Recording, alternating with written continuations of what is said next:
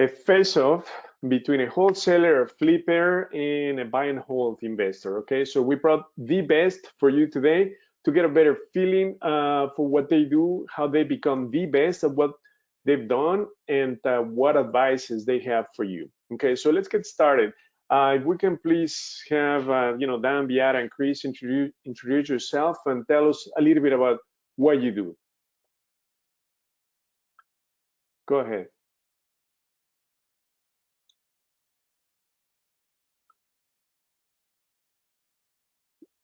You want to go first, Beata? Okay. Perfect. Hi, everyone. My name is Beata, and we used to flip houses and flip small properties, and we are in real estate for the last maybe 4 to 5 years, and we are interested in renting properties, and we are concentrating on them right now. But in the past, we have been flipping properties, so we have experience with remodeling and buying for lower prices, totally remodel projects, and sell them for higher prices. And also, we have a heating and cooling business, and we work with many investors. We see their projects, how they are also flipping or renting properties. We help with heating and cooling systems installations and all kinds of repairs. So we have been in real estate business, as I mentioned, for 4 or 5 years, and it was a pleasure to know more and more details about how to flip, how to rent, and how to make, biggest profits, which are available to get. Perfect. Thank you, Beata. Dan? Hey, good afternoon, everybody. This is Dan Clarton. Glad to be here. Thanks for having me, Hugo. Always happy to be involved and support things surrounding DealVault, best software locally for properties and buyers and all sorts of things. I'm sure you all know about it. So anyways, my real estate journey began back in 2011. That was the first time I bought a property that I wasn't going to live in myself personally. It was about 2013 when I discovered the niche of wholesaling, and I'm not real proud about it, but the truth is it probably took me the better part of a year to find that first deal and get that first deal closed, and I got a big whopping check for $6,000. And if I added up all the hours and time spent in the pursuit of that $6,000, I think I could have made more money being a Whopper flopper at Burger King. But the point is that if you stay flipping burgers at Burger King, you're only ever going to make that much. And if you buckle down and figure some things out and get around the right people, then really good things can happen. So the reason I tell everyone that it took me a year to get my first deal, because I think wholesaling is one of the most overhyped aspects of real estate. It's everything that gets pushed hard on the internet, because according to them, you don't need any money, you don't need any brains, you don't need any get up and go, and it's so easy. But we all know if it was that easy, everybody would do it. And while the process itself is simple, that doesn't mean to put all the things together to get a deal to the closing table and get paid. It doesn't mean that that's easy. So I think that's the difference. So I want to start just by putting kind of the right expectation, because I think what happens, or at least it happened to me, is that all the bell ringing podcasts and all the hype you hear, you just expect to be crushing it. And then when it doesn't go that fast, then you start wondering what's wrong with me. So just know that there's nothing wrong with you, and keep on keeping on. And if you decide that's what you want to do, you'll find a way to get there. Okay, perfect. Chris, thank you for joining. Chris Brito, can you introduce yourself and tell us a little bit about yourself?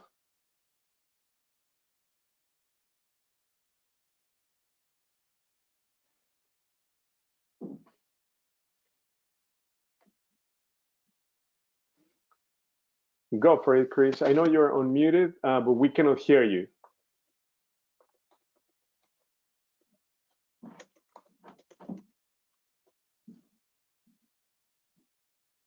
Hey, Chris?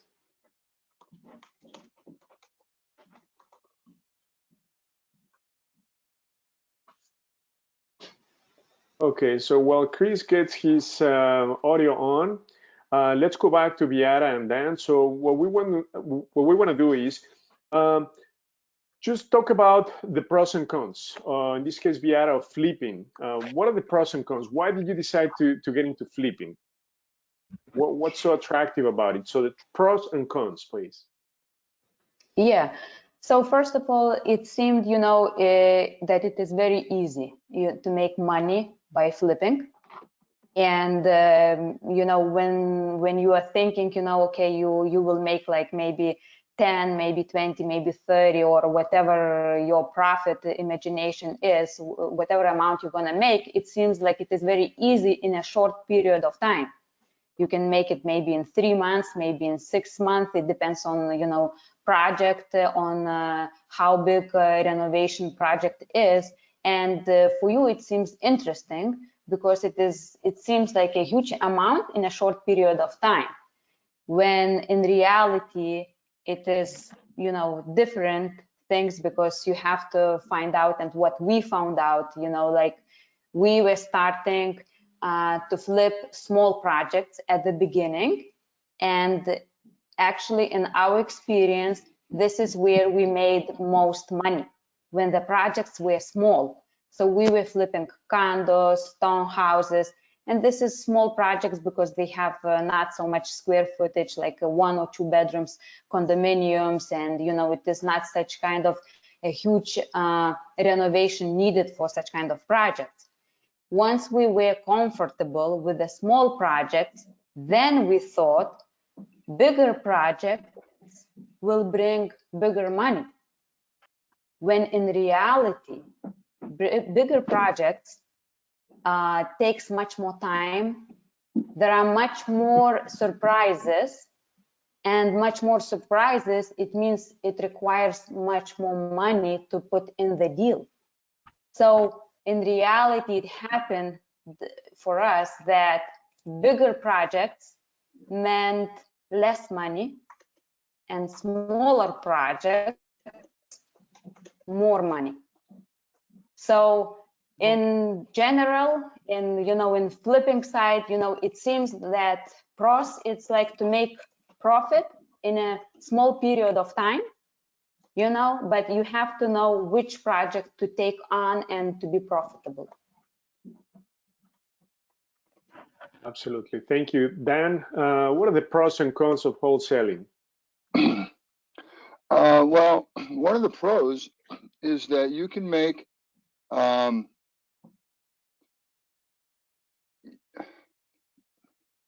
so don't expect this to happen every day, but we've had plenty of times where I believe we have far exceeded the profit that the flipper might have made after pulling permits, working with contractors, paying interest on borrowed money, hoping the market doesn't fall apart, hoping the home inspection goes okay, and the loan goes through, and all the things that you have to do when you flip houses, which I also do. We had one that just sold last week, but when you're wholesaling, you don't have to worry about any of those things. And I think the primary difference, and maybe one of the things you might think about if you're deciding which lane of traffic you're considering, if you want to be a flipper, you should really like houses, you should really like design and picking out colors, and if that makes your heart beat fast, you're not going to like wholesaling. You want to get over and buy houses and fix them up.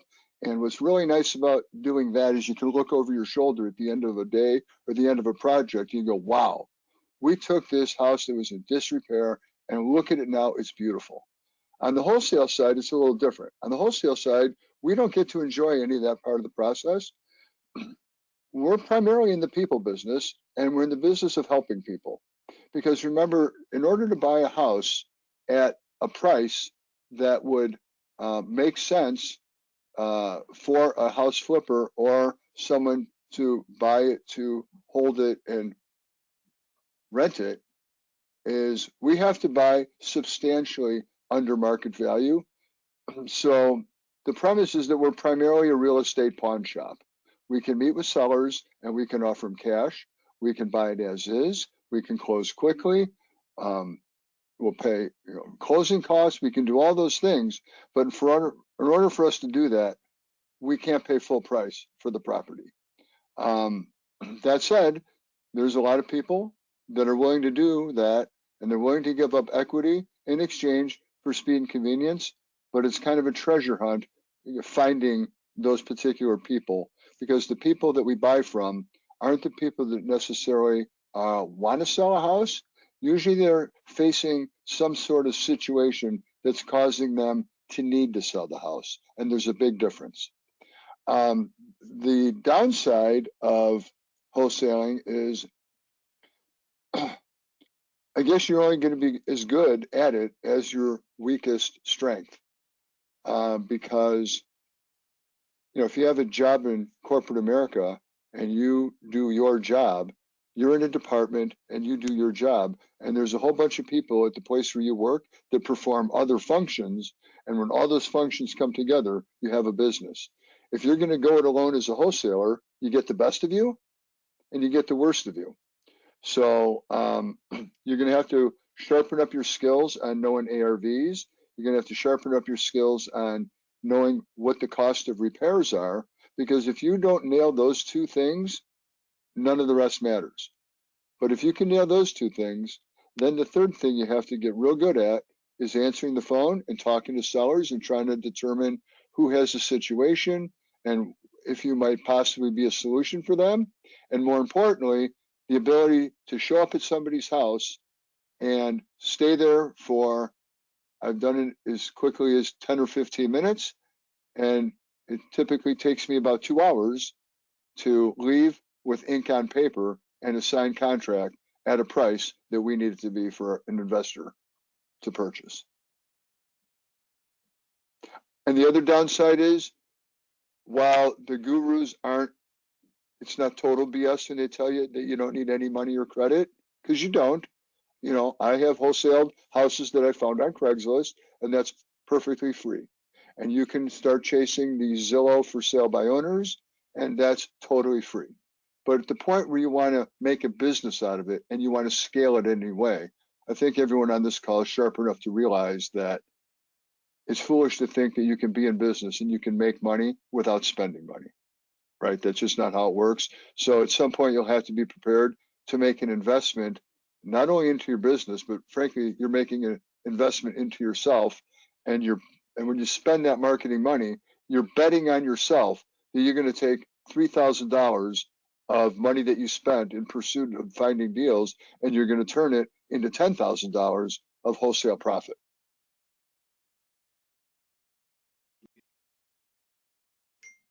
Very cool. Dan, thank you. So, Chris, were you able to fix your audio? Can you hear me?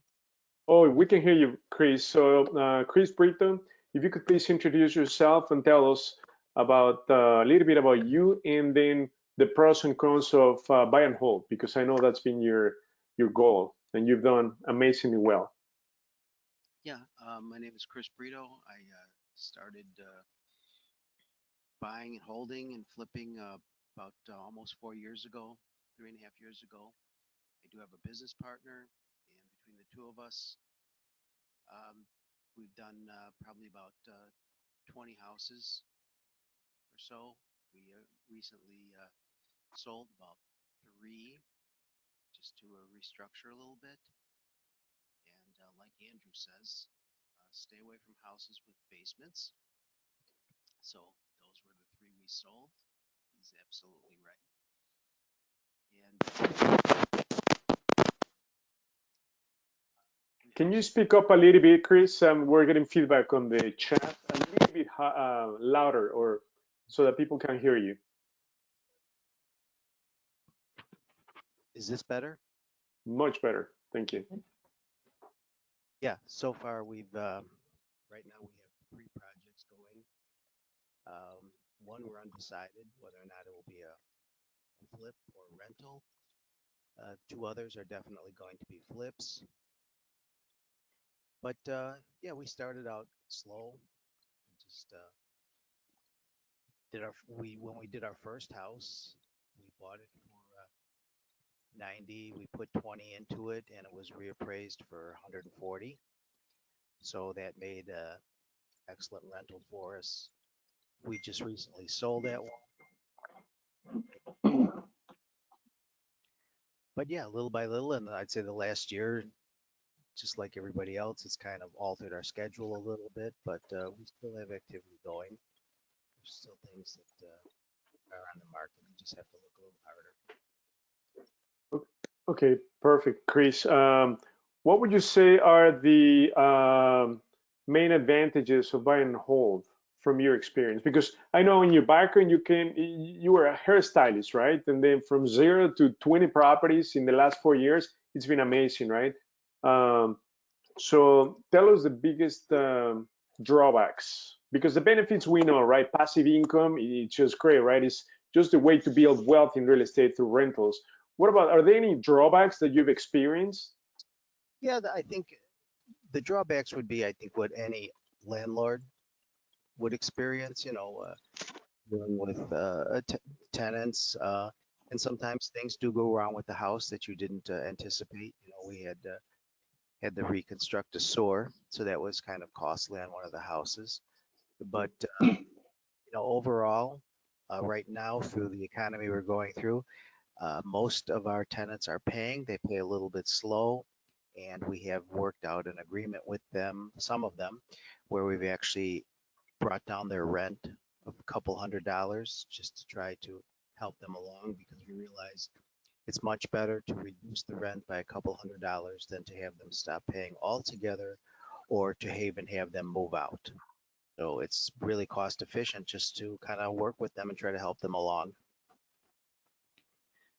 And so outside of that, no. Well, we did have one eviction actually when all of this started, but I guess it comes with the territory, and as long as you are willing to accept that, overall, the main project, the whole concept of renting and holding works well. Okay, perfect. Thank you, Chris. Now let's talk about marketplace, because every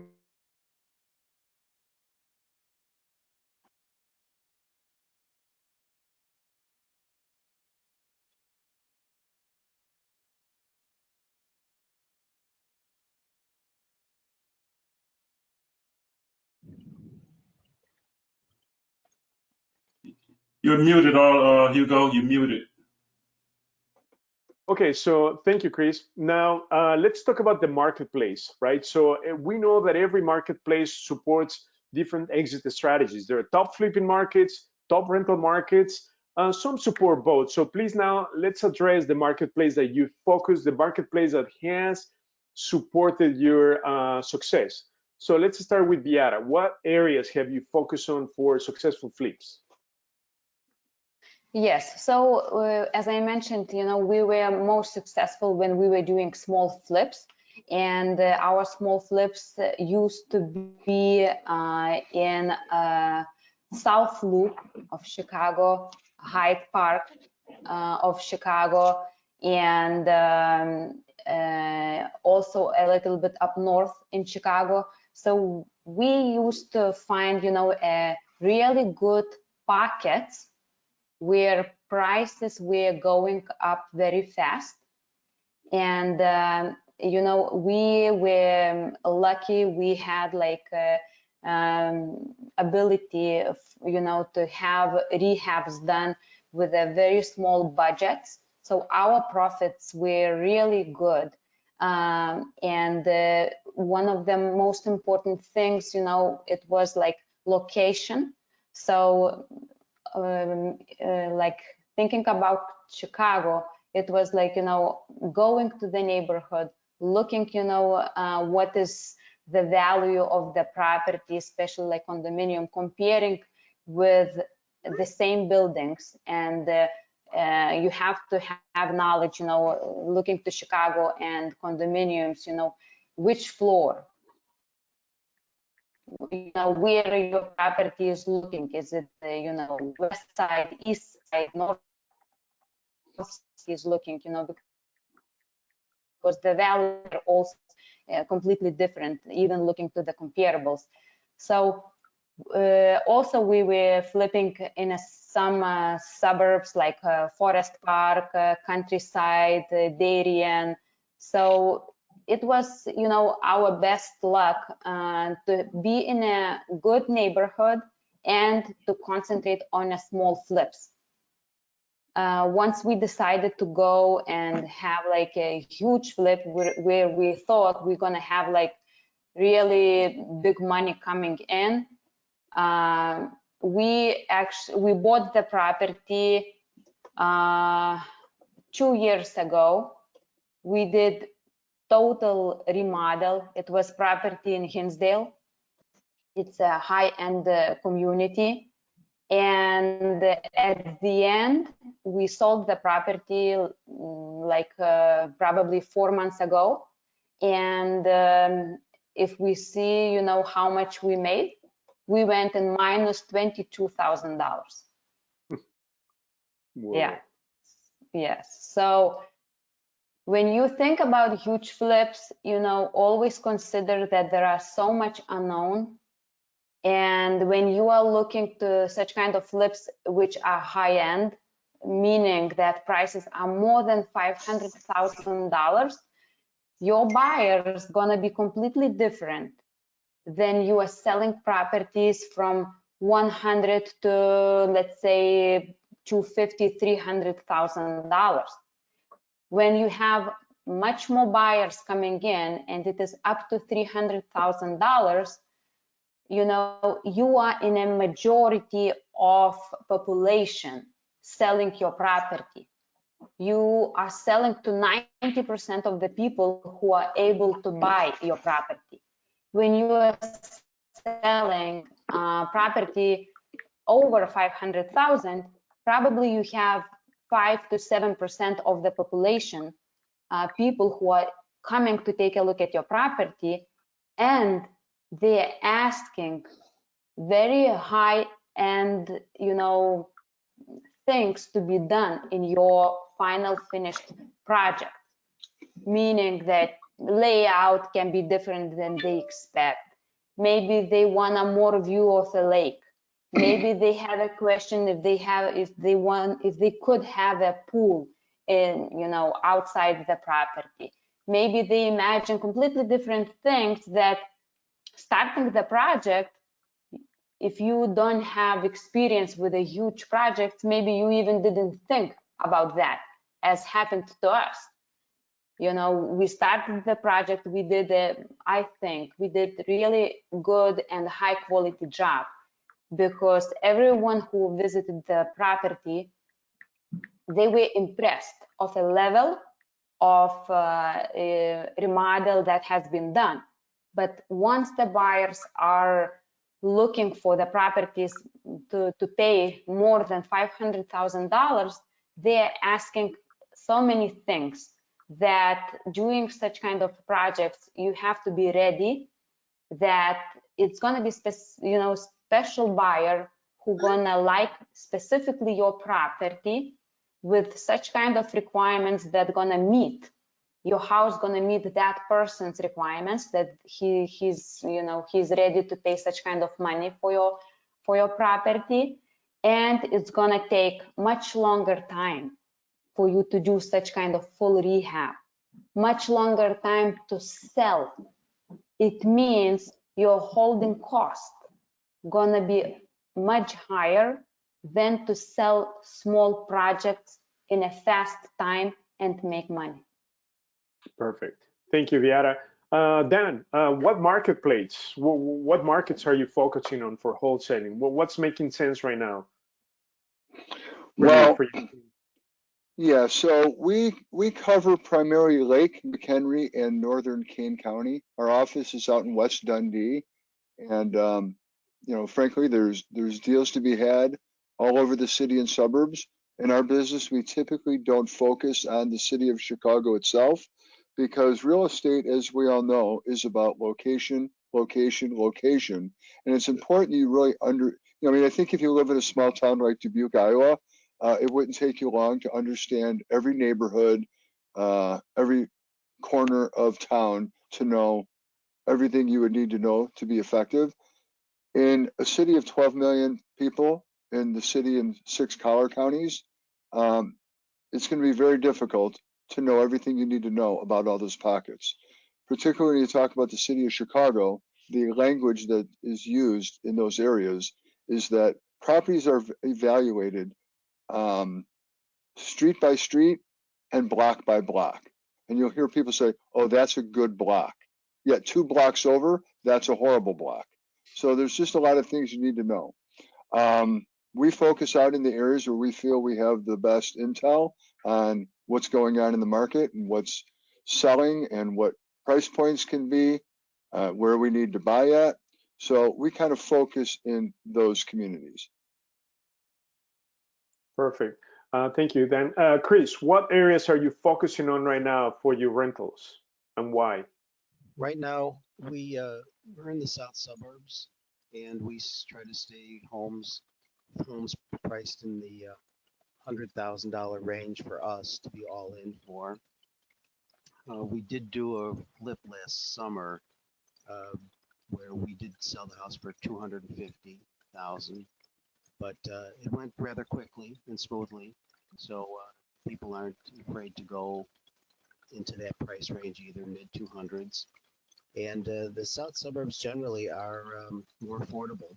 You know, like Dan was saying, I mean, I live in the neighborhood that I grew up in, you know, and my only regret was that I didn't buy a ton of real estate, because basically it went from an average neighborhood to houses that are, you know, $1 million, close to $1 million, and over $1 million just in what was an average neighborhood before. Wow. So it's really not affordable for me to buy anything here. So that's why we stick. We're open to anywhere, any deal, but we find the south suburbs reasonably affordable. Great. Thank you, Chris. We just had Simon join the call. He's built a massive rental empire. He's got a construction background. So welcome, Simon. So if you can please tell us a little bit about yourself, how you started and you know, where you are today, because it's been extremely impressive what you've been able to accomplish in rentals. Thank you for joining. Hey, how are you guys doing? So I joined, I started investing into the real estate market mainly about 5-6 years ago. Beforehand, I was doing construction company, real estate brokerage. Recently, up to date, I picked up 50 doors of properties and concentrated on cash flow. Done a ton of flips prior to that, just to kind of get the money to be able to invest into the long-term cash flow properties and rentals. So yeah, that's pretty much at the moment my main income. I slowed down with the construction part of the business to the point where mainly we're just renovating and updating the properties are in our portfolio. So yeah, there's always headaches with things. Like even today, which usually Sundays, I just kind of enjoy myself. I've been trying to deal with snowplow companies, trying to clear snow in a bunch of the multifamily buildings. At the moment, there are a bunch of tenants that haven't moved their cars out of the way and whatnot. So it is a struggle in a way. It's a 7-day job, but overall, I think it's worth it. Awesome. Now, what markets, what areas have you been focusing on, Simon? Mainly, I live in Schaumburg, so I like the fact to have properties which are accessible to me within a half an hour drive. Much of my properties are in Streamwood, Palatine, Northlake, Franklin Park. I got a couple in Chicago, but not those were part of my first ones I picked up a while ago. But again, lately I've been just trying to get everything within a half an hour radius from Schaumburg. Okay, awesome. So I understand you're focusing now on multi-unit buildings, right? Is that correct? Or are you still doing single family homes? The last single family I picked up was maybe a year and a half ago. Latest I bought was a 12-unit in Melrose Park, right next door to one of our other mastery students, Derek and Luke. So it's not that I'm focusing on it. It's just that I want to have a little differentiation in the portfolio. The single family housing got so expensive in these northwest suburbs that it just doesn't make much sense for cash flow. But you can still pick up sometimes a good multifamily because they're mainly priced on cap rates. So if the property doesn't do well, you can buy it cheaper, and then you renovate it, you get the cap rate higher, and it raises the value of it. So it's just a little different, I would say, way of approaching and buying multifamily properties versus a single family house. Perfect. No, I mean, it's very impressive, Simon. So now let's talk about these. Regardless, friends, of your exit strategy, rentals, flips, or wholesales, you've got to find a great deal. So now let's talk about how you go about finding great deals. Okay, so go ahead, Beata, please. Yeah, so when we were concentrating on flipping small properties, most of them, they were from auction. And, we were buying, making sure, the title is clean, everything is ready to go after closing. And that was the biggest money that we made from the properties that we got from auction. Some of them we got on MLS, but it was like back, years back ago. And, the prices were completely different than we have today. So most of our properties came from auction, some of them from MLS. Okay, perfect. Thank you. Dan, where your deal flow coming from? Well, our deal flow is primarily coming from our marketing efforts. We do a lot of direct mail. We put out some of those roadside signs when the ground isn't frozen. We have a big Driving for Dollars campaign going. And so that's kind of where they're coming from. But the whole idea of why we like this aspect of the business is that while we wholesale properties, understand that that's simply an exit strategy.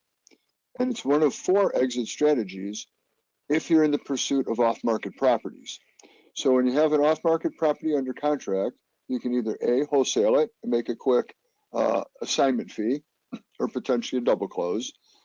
2, sometimes we do what we call a hotel deal. We had one just close in Summit. Was it this week or the week before? But it's a property that we bought. We closed. We sent a team over there to clear out 3 or 4 dumpsters. And beyond that, we did nothing else other than list it and sell it for twice the price that we bought it for. Thirdly, if we like the area and we like the property, we could choose to make an additional investment and flip it. Or depending on where it is and what it is, we could also choose to hold it in a rental portfolio. I think by finding off-market properties is the only strategy that would allow you to do those 4 things. Because I don't think you'll be able to buy a property on the MLS and then relist it without doing anything to it and doubling your money. So the whole idea in the off-market space, it's kind of like let's say you collected Coca-Cola memorabilia. Do you think you would get a great deal on some hard to get, not readily found Coca-Cola memorabilia of some sort if you were at an estate sale or in a garage sale, or if you were at an antique mall? Yeah, if you found it at the garage sale. Because by the time it's at the antique mall, they know the value of it, and they've raised the price to a point that the consumer public might be willing to pay for something. So the deepest discounts and the absolute cheapest, best deal properties you'll ever find are the ones that you find off market. Think of it like your diet. They say when you're trying to eat healthy, best to eat things that come right out of the ground. Vegetables, fruits, things of this nature. That's going to be way better for you than Cheetos and Oreo cookies, right? So this is the same way. Don't misunderstand me. It's not that you can't get a viable flip or rental at an auction. It's not that you can't get a viable flip or rental off the MLS. You absolutely can. And you can absolutely get a deal it's just not going to be as good of a deal as if you're the only one that knows about it. That's the only difference. Because off market, largely, there isn't anybody, quote, bidding you up, which is what happens at auctions. And if you've ever made an offer on the MLS where you were told to bring your highest and best, you know, that's what that's all about. That makes sense. Thank you, Dan. So Chris, Simon, where is your lead flow coming from primarily? My lead flow, I purchased most of the properties off the share of sales. However, they were quite some years ago, 4 or 5 years ago. It was much easier to still do that share of sale auctions versus how you think today. Even today, they were just, I think, reopened the share of sales due to COVID. So 2020 was pretty much closed down for most of the year. I did pick up maybe 3 or 4 properties through wholesales. Dan was one of them that I got from in Carpentersville. And like the 12 unit, for example, Derek owns the building right next door, and similar situation. I consider this a wholesale because they mentioned it to the previous owner that if he is ever interested in selling, to let him know. They were not in a position to buy that second building, so he told me about it, and that's how I picked that one up. Pretty much just one of my cash flowing properties that I picked up off the MLS is a four flat in Broadview. Other than that, I haven't really gotten much from the MLS myself. Thank you, Simon. Chris, where are you getting your lead pipe from? We've actually gotten them from a little bit all over. We've gotten them from wholesale, probate, just right off the MLS. It's kind of 2 or 3 here, 2 or 3 there. So, which is good because we're not restricted to one area. You know, we're a little versatile. Basically, we'll go where or take where the deal is at. Perfect. Thank you. Friends, just to share from our perspective, we're getting our deals. When we started 2.5 years ago in real estate, we were getting some from the MLS, but then it dried up. So lately it's been off market, primarily shadow inventory. So the last, I would say, 7 to 8 properties have been from shadow inventory, meaning bank-owned properties, and then a couple of them from wholesalers. So we can all conclude that, as Dan said, off market is the way to go, especially right now with the huge number of buyers out there, low interest rates. MLS is just insane. Okay, now next question. Tell us how you analyze a deal. We want to tap into your wisdom, all of you. How can you quickly analyze a deal just to make sense if you want to follow through? What is it that you do? Beata, go ahead. Yes, so if I am looking, to flip the property, right away I'm looking what price I'm getting at the property, what is ARV, after repair value of the property, and what is rehab cost. If my numbers are working, meaning that I see possibility to have profit, and the profit that I would like to have, depending on what kind of rehab I gonna do. Is it a small rehab, medium, or a huge rehab, depending how much profit I wanna have. So if I have like enough room for my profit to make it and I'm happy with that, this is a good deal for me. Perfect, thank you, Beata. What about you then? How do you analyze a deal? Well, for a wholesale deal, we have to analyze it a little different way. We have to analyze the ARV, the after repair value. And here's the trick about that. You have to be sober about it. We aren't looking for pie in the sky. We're not looking for the ARV on a perfect spring day with a couple clouds, 68 degrees with a slight breeze. We're looking for an ARV where a nice property will sell quickly, and that's normally going to be a little less than the perfect ARV. So we're going to take that number, and then typically we're looking for 70% of that number minus what we think the cost of repairs would be. And that might be a price that Simon or Beata would want to buy a property for their purposes. So as a wholesaler, in order for you to make a profit by being a part of the transaction and being involved with this property, your profit is going to lie between the price that a cash buyer might be willing to pay for it and the price to which you're able to negotiate it. So just to use some actual real numbers, if you're in an area and you determine that this house, all fixed up and shining like a new penny, can sell for $185,000, we take 70% of that, which is $129,500, and if we determine it's going to take $40,000 to do all the work to make it that nice, now the price is about $90,000. So you're going to figure a cash buyer is going to want to be in the 85 to 90 range. So your profit is whatever the contract can be under 85. So if it's 80, you might make 5 to 10,000. If it's 60, then that would be better, right? So that's kind of the way we evaluate it. In some areas where things are a little hotter, buyers might be able to pay or be willing to pay above that 80, 85. They might be willing to pay 110, but we don't go into contracts at numbers that we don't think are comfortable, because one of the things that we do in our business is we almost never put a property under contract that we aren't willing to close on ourselves. That's a great point. I like that, what you said. Simon, Chris, how did you evaluate a great deal? When we go in, you have to know your ARVs in the area, and you have to be very diligent or careful when you're analyzing the work that needs to be done. Sometimes things can pop up that you didn't anticipate, whether it be electrical or plumbing, and so you're diligent about that, and knowing the total cost is going to be between your purchase and your rehab.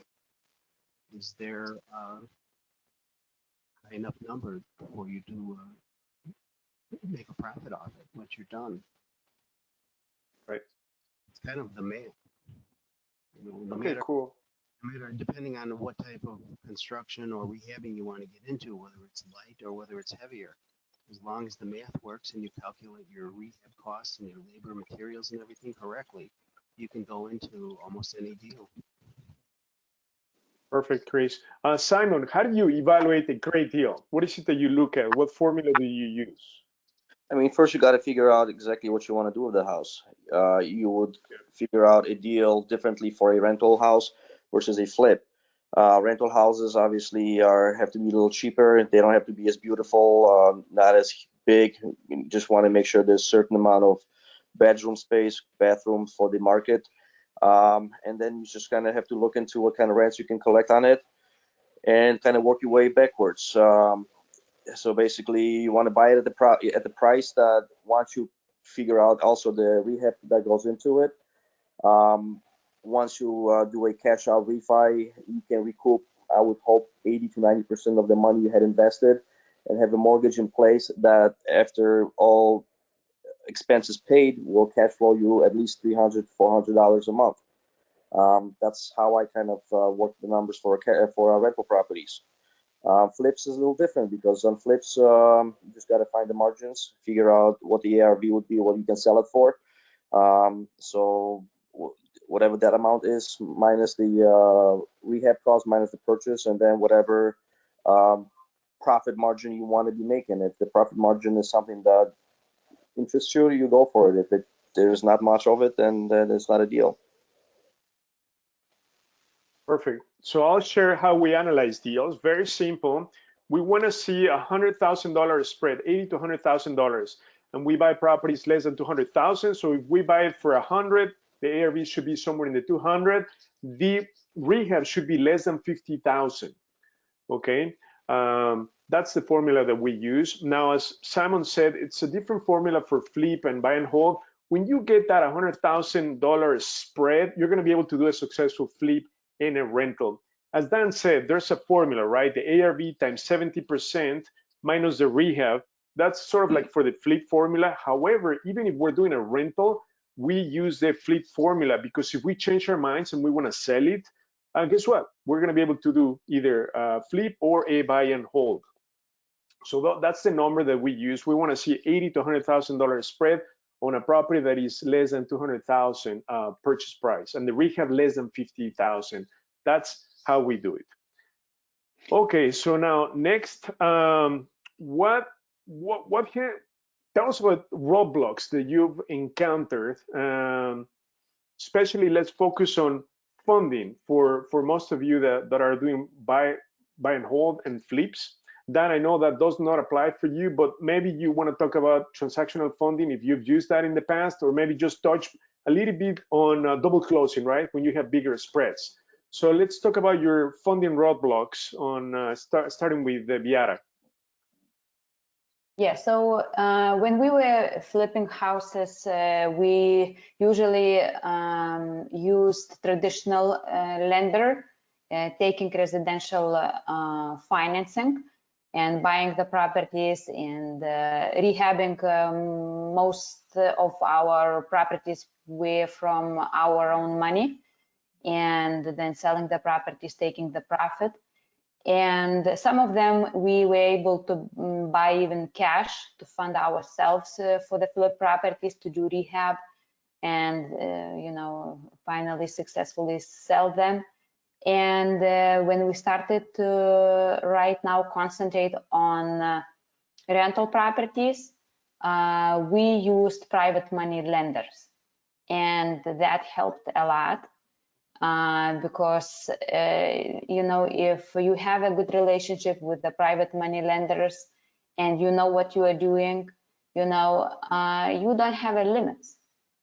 If you have enough private money lenders around you and you have good properties, that numbers are working, you can buy even how many properties you want. You can buy 5, you can buy 10, you can buy 15. You have no limit, because you have private money lenders around you and they believe in you. They are able to fund you. Perfect. Thank you, Beata. Dan, I know for wholesaling you don't need to fund the transaction, but can you quickly touch base on transactional funding if you've used it, or double closing when you have bigger spreads? Well, sure. So let me touch on a couple points on there. First of all, my business partner, Joe Mueller, and I have an investor-friendly title company. And the nice thing about that is, because we are active wholesalers, we understand the business, we understand what you're looking to do, and not only do we understand it, we're in a position to facilitate it. So one of the big things that we bring to the table is that this transactional funding that Hugo's speaking of is a process where if you're going to make a big $30,000 or $40,000 spread, that's going to need to be a double close. The reason it's going to need to be a double close is because we need to insulate that profit from the seller and probably from the buyer as well. Okay, if it's going to be $6,000, $8,000, $10,000, $12,000 profit, that's merely an assignment of contract. If you're going to need transactional funding, which in other areas and in places in this city, people don't know how to get these things done. Typically, what's going to happen is they're going to have to pay an application fee, and then they're going to have to pay a point or two, and then they're going to have the privilege of using somebody's money at a couple percent for a few hours or a day in order to have the money to close what we call the A to B transaction, so that you can then own it and then sell it to the end buyer. When you work with investor title, we have a way of doing all this so that you're not actually going to need any transactional funding or any money of your own. And all that means is it's going to increase your profit by probably $5,000. Now, that said, don't get me wrong. If I told you every time you're going to make $30,000, it's going to cost you $5,000 to do it, that's nothing to be crabby about. That, I mean, in my world, if that was my choice, I would want to do that every day of the week. And today's Sunday, I'd want to do it twice on Sunday, right? So don't let that be something that drags you down. Just be happy that there's an opportunity to make this kind of a profit being involved in a real estate transaction. The other side, though, Hugo, that you mentioned, if you're going to be an effective wholesaler, you may not need the funds to close a deal, but you may need the funds to fuel the marketing engine. Because the more marketing you do, the more phone calls you get. The more phone calls you get, the more possible deals are there. The more possible deals, the more actual deals. It's all just a big funnel. And I always encourage people to evaluate themselves and figure out what it is you bring to the table. And I always talk about the 3 T's: time, treasure, or talent. For myself, I had time and I believed I had talent, but I was in a position after losing a good corporate job, and I raised a family and I had a wife that didn't work outside the house for about 16 years. But then, when that ended and I'm ramping up this side of it, my resources were limited. Because remember, when you're spending money, you're literally betting on yourself. That's how the partnership formed with Joe, because Joe's an experienced investor. He's the managing broker of a real estate investment focused brokerage by the name of Tanis Group Realty out in West Dundee. And when Joe and I first got together, Joe had the resources to fuel the marketing funnel, and I had the time and energy to go chase deals and get contracts. So always be looking for people that might fill one of the things of those 3 that you don't have. And that can make for a nice partnership. Thank you, Dan. Simon, Chris, how are you funding your deals?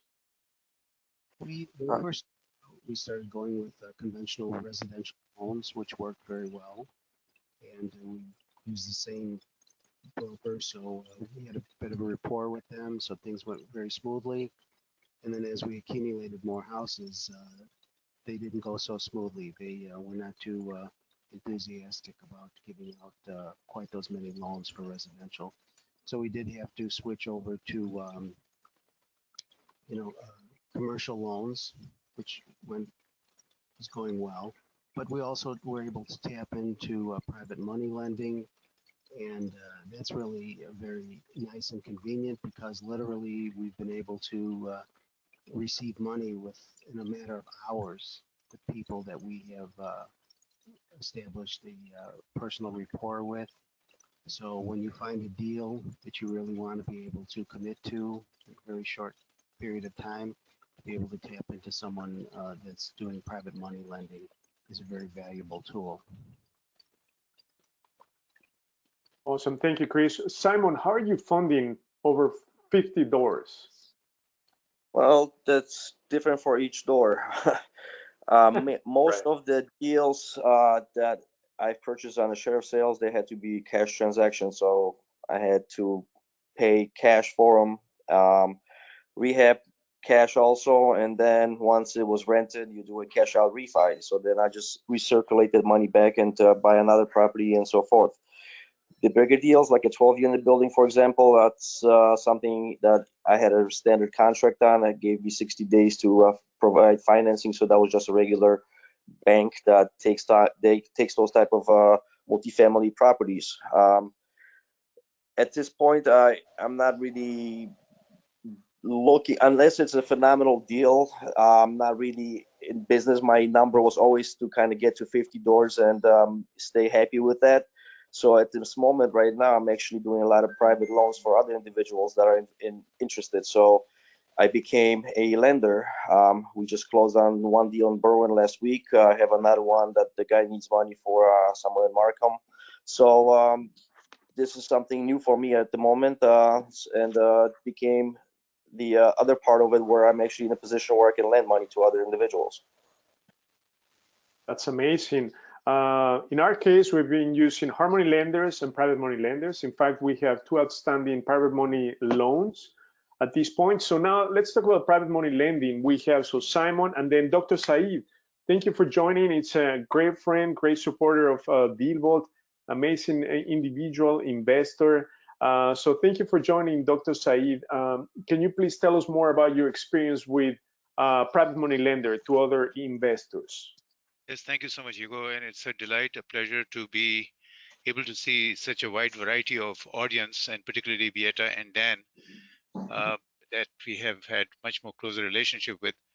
I actually did not know I only knew how to spell private money lending about 2 years ago. Then I joined Mastery, and thanks to Andrew and Rahul, I got into Mastery program and started lending. Since then, I've lent about 30 loans, 26 of them closed. 4 of them are still out open. And basically, so the program itself is that I do significantly due diligence. Beata happened to be one of my, I was privileged to lend to Beata. And basically, they reach out to me, I do my due diligence, and we also get support from Mastery, in terms of Rahul and Andrew overseeing how this whole thing works out, and look at the end strategy, whether the figures are making sense. The terms are typically 2 points and 12% for a period of up to about 6 months. They are both flips as well as cash flow properties. I typically go to the site, I get a lot of information, including plat of survey, pictures about the properties, do my own comps, my own ARV and things like that. I hope I've answered your question. Yeah, no, absolutely, absolutely.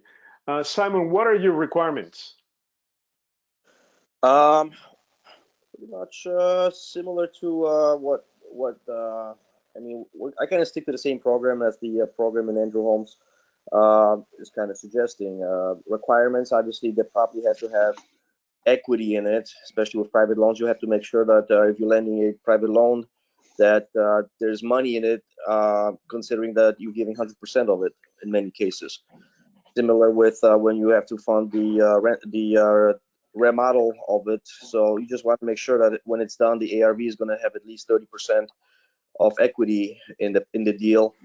So those are the main things. I always check the properties first. I just don't, rely on photos or or description. I do walk the property. I want to make sure that whoever wants to borrow the funds is capable and experienced enough. This is not mainly his first deal, or if he's got any kind of backing of his own to support such a endeavor of doing a flip or rental, whatever he's looking to do with it.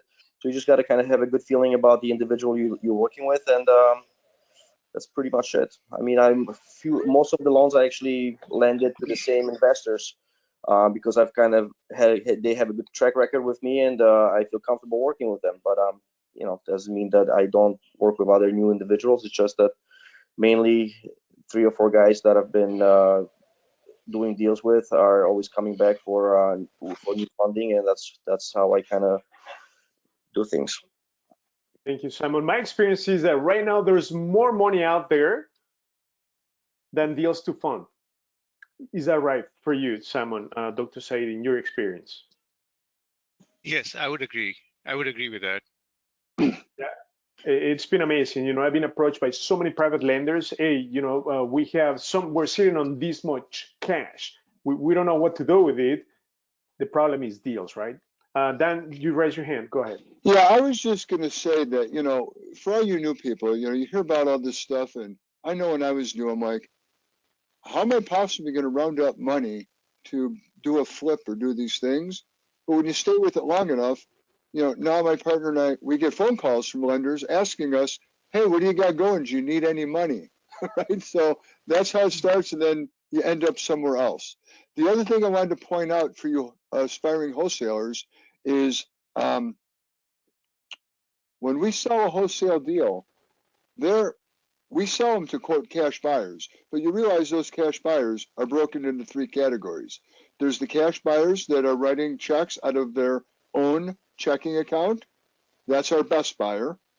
The second best buyer is one using private money, because as you heard, Dr. Syed, as the lender, is doing due diligence and, needs to buy in on it, where if I'm selling Hugo a house and he's going to write a check out of his checkbook, he doesn't need anybody to say yes other than himself. So when you have a private lender, that's second best, because that's built out a relationship. And as Simon and Dr. Syed also said, is that they work over and over routinely with the same people, so they have kind of a synergy working there. And then the third tier of cash is hard money. And hard money is not for sure money, but it is cash. And in order for an investor to secure hard money, they're going to need to do an appraisal. They're going to need to see a scope of work. The investor is going to have to probably have 20% of the purchase price of their own money to put down. And not only that, they're also going to need a portion of their own money to fund the first phase of the project before they get reimbursed by the hard money company after they show pictures and have completed work and signed partial lien waivers from the contractors. So we've been known in our business to sell a property for a couple $1,000s less to somebody with their money versus somebody with hard money, because we want the for sure deal. We don't want the maybe deal. So those are the three different tiers. Thank you, Dan. So Hold on, guys, can I jump in? One more thing. of course. Sam asked a question earlier, and I'm not sure I understand the question, but I'm going to take a shot at it. And if I don't get it right, Sam, maybe you could go live and answer it. But in the chat box, you asked, do you hold title under company name or use your assignment option? So I'm not sure I understand the question, but in a wholesale transaction, you're not going to hold the title. So whether you write the contract in your personal name or if you happen to have an LLC of sorts, you could write the contract in that. But either way, our contracts, they say Reinvest Homes, LLC, and/or assigns. And if you're just going to use your personal name, that's fine too. You certainly don't need an LLC to assign a contract. So in that case, we just write my name, Dan Clarton, and/or assigns. So that's how that goes. And holding title, that's for when you're actually going to own a property and flip it or hold it as a rental. Thank you, Dan. If that wasn't the question, Sam, please jump in and clarify. Thank you, Dan. So now let's talk about something super important to wrap it up, and then I'm gonna summarize everything that everyone has talked about. Okay. The next big question is the pandemic. Biden, right? Biden is pushing for a moratorium for evictions, foreclosures till September. That's a dramatic impact in real estate, right? Also, he signed a bill to give $15,000 to first home buyers, okay? Which I don't think is going to make a difference at all, right? Because to the banks, they're still going through the same underwriting. So now I want to ask every single one of you your advice to our audience as to how to cope with the pandemic and what you're doing today about it. Beata, go for it. It's actually, in my opinion, it's very interesting time, in general, what's going on in the market. Once it is pandemic and we know, what actually is going on in the economy, and looking how real estate is booming right now is, I don't know, like a little bit strange situation, in my opinion, what's going on in whole market right now. And looking to the rental side of it, as we are concentrating right now more to the rentals. So I think Chris was mentioning, if there is the hardship for the tenants, and you can actually work with the tenant to pay the rent, it is much more better approach than to go and to do eviction process, which is not allowed to do right now.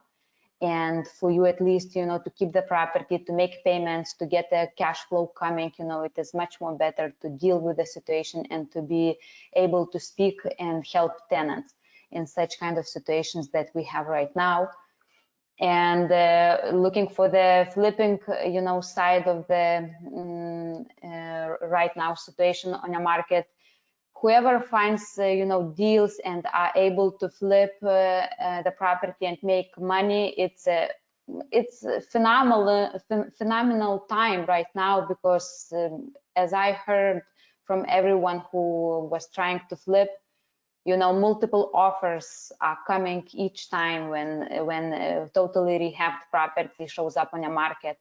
So again, I wish everybody to stay in such kind of price range that it is less than $300,000. And if you have like a good flip, you are able to do. This is a great market right now. Nobody knows when it's going to change, because in my opinion, it is very strange what's going on right now on a market. But until we have such kind of booming economy and booming real estate, better I would say real estate, booming real estate, it's a good time to sell as of today. Thank you, Beata. Dan? I mean, in this climate with COVID and all that, it's business as usual, and it has been. Whether the economy is good or bad, there are always going to be people suffering some level of distress, and those are the people that we can be of service to. Certainly, we take precaution and we ask sellers if they'd like us to wear a mask and all those things. But I guess the way I would describe it is when you have a need or a situation, you are less critical about certain things like that. So on a normal day, somebody might be concerned about COVID and not want to be exposed. And when they have a house and they feel they're going to lose it to back taxes or a foreclosure or some other bad thing might happen soon, they're not going to have you not come see the house because of COVID. So we're sensitive to it. We ask questions about it. And of course, we come prepared to keep everybody as safe as possible. But listen, in any business and anything we do, we can always talk ourselves into reasons why this isn't a good time, right? Oh, this isn't a good time to rehab a house. There's 6 inches of snow outside. How are we going to redo the driveway, right? There's always ways to talk yourself out of it. And the idea is you just keep plowing through. No snowfall, pun intended. Thank you, Dan. Simon, Chris, how are you coping, and what advice do you give to our audience for 2021? Mainly, my biggest concern is the memorandum of no eviction. So it's essential right now more than ever to make sure that any tenant you put in your property has been screened. You ask the question, how have you as the tenant coped with it? Did you lose your job back in March when everything was closed down? Do you anticipate that might happen to your job again? I go through the screening of each tenant a lot harder right now than I used to have to. Because it's very essential that you put people that will pay you rent, or at least will have the funds for it. We just signed a lease yesterday, actually, on one of the apartments. Somebody that has money coming from Social Security, so those checks will always come, and I'm more comfortable renting to someone like that than someone that works in an industry that could be impacted by COVID. So mainly, that's my main concern, is just to find people that can continue paying rents. As far as the market itself, it's stronger than ever. Houses don't seem like they're going to be dropping in price anytime soon, so I'm not worried about losing equity in the properties. It's just it's hard to have a crystal ball and know exactly what's going to happen, but those just are the cautions that I take. Thank you, Simon. Chris, what precautions, what advice do you recommend for our audience? I'd say it's like it's been brought out. You have to be careful, diligent. You have to. A little bit louder, Chris, because we can. Is this better? Yeah, I'd say like it's been brought out. You have to be diligent. Screening your potential tenants, because unfortunately there are people who scam you just to get into a house. One thing that I've personally noticed that people will try to do, especially if they have a weak credit score, they will offer you multiple rents up front. They'll say, I'll pay 4 months in advance, 6 months. And if you're not careful, you'll get that money, but at the end of the 6 months, Properties. it's going to go. So just taking a little time and make sure that of checking out your tenant.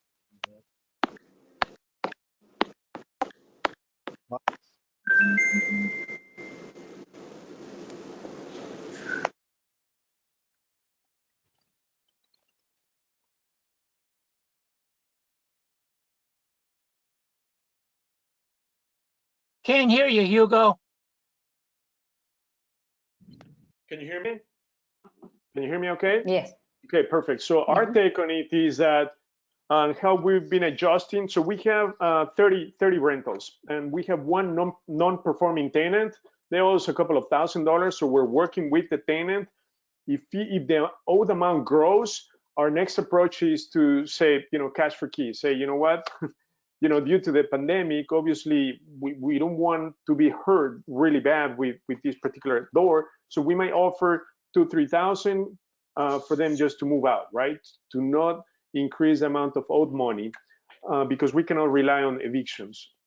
That's one thing. Another thing that we've adjusted is we're investing in B plus, A minus neighborhoods. We are trying to stay away from distressed neighborhoods like the C minus, because that's where the pandemic hit the hardest, right? So that's where you have the white collar employees that got laid off. In the B, A neighborhoods, you have the white collar. Did I say white collar? Sorry. So the C neighborhoods, C minus, the very distressed neighborhoods, you have the blue collars. So they got laid off. But the B, A neighborhoods, you have the white collars. So they get to work remotely from home. So the impact is less. So we're focusing on those. As far as whether doing rentals or flips, we're still focusing on rentals, because guess what? Even if people are being displaced, dismissed, they still need a place to live. So the rental market is still very strong, despite the fact that we're in a seller's market. So you just have to, as Simon said, do your background checks, due diligence with the tenants to make sure that they're able to pay for the rent. They have a stable job. Okay, super important. That's our take on it with the pandemic. So now, friends, let's just quickly summarize what we've talked about. But before we do that, I want to thank everyone for your time. It's been amazing. I feel so blessed to have incredible people online right now. I mean, they're like key players in the industry. So thank you everyone for joining today. Let's just quickly summarize what we talked about. So we have to focus, first of all, right now on understanding the marketplace. Before you even get into real estate, understand your market like the back of your hand. You have flipping markets, rental markets, so know your areas, right? Focus on the areas that make more sense, like B areas, C plus areas, A minus areas. Just be aware of the D minus or the D areas, because they're being hit the hardest by the pandemic. Okay, whatever exit strategy you are thinking. Now, when it comes to rentals or flips, you've got to be very cautious. As Beata said, do small or micro flipping, small properties, good neighborhoods. When it comes to rentals, the same thing applies. The neighborhood location is everything. Now, as far as big flips, stay away from them. And listen, both Simon and Beata have construction background, yet they're not doing flips. They're sticking to rentals. Rentals is ideally the way to go, because that's how you build wealth in real estate. Despite of the economy, the best time to invest in real estate was 2008. The second best time is today. Okay, and as you saw, everyone's feedback, where are they finding these great, awesome deals? Off market. That's just the way to go. Either online auctions, sheriff's auctions, probates, pre-foreclosures, bank loan or REOs. That's where you need to focus on. Off market. MLS, my goodness, it's impossible. We've made a couple of offers in the last week or so. We were outbid by thousands and thousands by people who don't understand the numbers. They don't know what they're doing. They're going to lose money. Okay, but it's just crazy. So we're staying away from it. Second thing, funding, right? How are you going to fund your properties if you're going to do buy and hold or fix and flip? Hard money lenders, private money lenders, by far private money lenders like Dr. Said, Simon, right? So get in touch with private money lenders, build rapport, build a relationship, because they're relationship based. Hard money lenders are institutional money, right? They have protocols, but they're also great solutions. So for you to grow, you need to use other people's money. If you use your cash, you're gonna slow down your growth. Always use other people's money when it comes to funding. Now, when it comes to the pandemic, again, just be cautious, because we're gonna have, right now, we have a backlog of pre-foreclosures, and then it's going to be a huge opportunity for wholesalers, right? Because there's going to be a huge wave of distressed owners, right? So wholesaling is an amazing strategy. But again, we're gonna, once they open up the courts, and then the backed up foreclosures start to come in towards the fall, early next year, you're gonna see an increase in inventory and a correction of property prices. So understand that you're going to have declining prices in the near future. Just be aware of that if you're doing flips. So you are very conservative on your ARVs. Understand your numbers when you analyze a deal. Know your ARVs, your comps. But again, the rule of thumb, you've got to have $80,000 to $100,000 spread to find great deals. So that summarizes in a nutshell everything that we talked about. So I want to thank Beata for your time. And then, by the way, she's got a great company, Heating and Cooling. She's done, I think in the last 2 weeks, she's done like 2 HVAC systems, brand new for us, from scratch. She's gone out to some of our properties for maintenance of the HVAC. So I highly recommend Heating and Cooling, Beata, incredible partner, supporter. Dan Carlton, obviously, you know, he speaks by himself. I mean, he's incredible. Hopefully we're going to be working closely moving forward. So we're in talks. Simon, Chris, thank you for joining. I congratulate you on the massive success in your rental empire that you built. So congratulations. Thank you again for your time, for joining and sharing your wisdom with our audience. It's very motivating, inspiring. So thank you everyone for joining. Please make sure that you register, because we're going to give you a 30 days free trial to ChicagoDealVault, because we focus on off market, right? We have over 4,000 private money lenders. We have over 27 hard money lenders in there. But again, all the lead pipes, when it comes to off market, we're going to give them to you, including the shadow inventory that we personally focus on, okay? So please make sure that you get a free trial, 30 days, to just get a feel for the power. Start flying a Blue Angel, drop your bicycle. Thank you for joining on a Sunday, everyone. So I look forward to seeing you on our next event tomorrow, 6:30 p.m. Phil, please paste the information via the chat, and you're gonna get the replay for this first thing in the morning tomorrow. So thank you everyone for joining. Phil, thank you for your support. You're awesome. And everyone, please give yourself a big round of applause. Stay optimistic and perseverance. You will succeed, okay? And that's what we're here for, to help you reach that level. So thank you, everyone. Thank you, Hugo. Thank you for having us. No, Thank you, Hugo.